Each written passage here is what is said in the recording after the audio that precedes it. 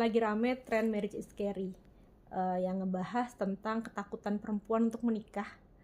Karena memang banyak kasus-kasus yang menyatakan bahwa setelah menikah, si laki-laki itu sangat patriarki. Jadi entah abusive, entah perempuan dia jadi hidupnya cuman sibuk bekerja, entah dikerja di kantoran kemudian di rumah juga harus bekerja, tidak bisa punya option, tidak bisa punya kemerdekaan atas dirinya sendiri.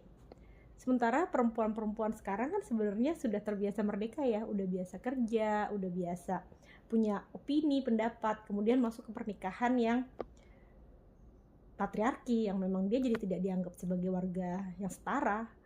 Nah, yang aku juga ngeliat adalah terus banyak laki-laki yang terus menikah dengan perempuan standar TikTok, nggak mau nyuci, nggak mau masak, udah capek-capek kerja, nggak mau nyuci, nggak mau masak gitu loh. Yang dipikirin tuh hal-hal yang ya cuman urusan bahwa dia takut dia disuruh nyuci atau disuruh masak sendiri, si laki-lakinya.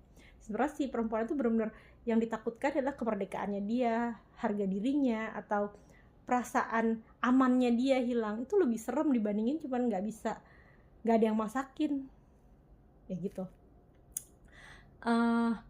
Tapi buat aku juga yang walaupun aku sedih sama tren ini, by the way aku pelaku pernikahan yang sudah cukup lama ya, sudah lebih dari 20 tahun. Walaupun aku sedih sama tren ini, tapi aku ingat bahwa beberapa tahun yang lalu itu ada tren untuk menikah muda tanpa pacaran.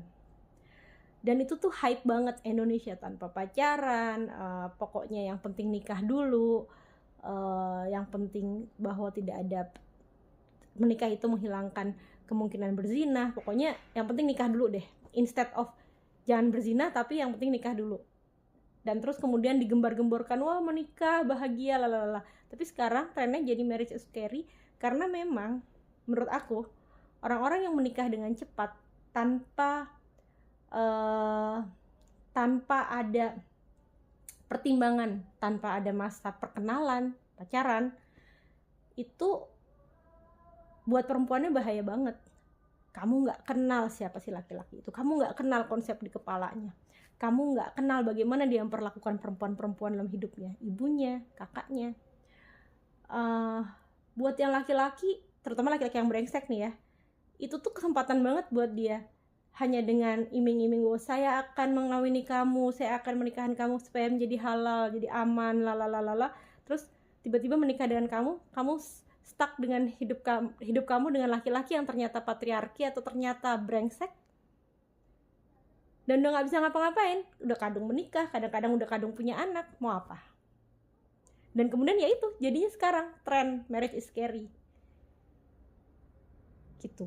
Jadi marriage itu sesuatu yang kamu bayangin, kamu akan terikat seumur hidup sama satu orang. Kalau nggak kenal, kalau nggak pernah ngobrol, gimana cara kamu akan ngatur duit, gimana cara kita antar bekerja, gimana cara kita antar ngatur anak-anak, gimana cara kita antar ngurus orang tua kita, ya scary lah. Jadi kalau menurut aku, kasus sekarang ini harusnya jadi peringatan bahwa memang saat berkenalan itu penting, bahwa memang pernikahan itu bukan sesuatu yang pada saat ini senang nggak apa-apa nggak kenal, ntar juga kenal pada saat menikah, nggak bisa. Terutama buat perempuan ya, yang rugi banget tuh justru kamu, apalagi kalau udah punya anak. Mau dikata laki-lakinya bakal ini, anak tuh akan nempelnya ke kamu, udahlah dengan segala teori laki-laki akan membiayai. Kalau ada anak dan terjadi perceraian, apalagi kalau misalnya kejadiannya patriarki dan lakinya hilang gitu atau hilang selingkuh, which udah pasti itu anak akan nempelnya ke kamu. Banyak banget makanya kasus-kasus perempuan yang harus mengurus anaknya sendirian. Itu kan kayak udah hafal banget ya. Jangan ngomong nggak semua, ya nggak semua, tapi memang ada dan banyak gitu. Silahkan deh cari laman-laman tempat ibu-ibu curhat, laman-laman tempat perempuan berkisah, ya isinya kayak begitu semua. Dan mostly gara-gara nggak kenal sama yang dinikahi.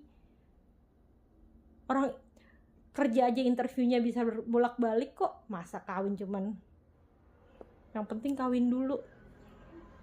Jelas jadinya kayak gini. Yes, jadi buat aku marriage is scary. Ya, marriage is fun. Ya, kalau pengen marriage is fun, jalankan dengan baik, step-stepnya dengan baik, kenali orangnya, ajak ngobrol.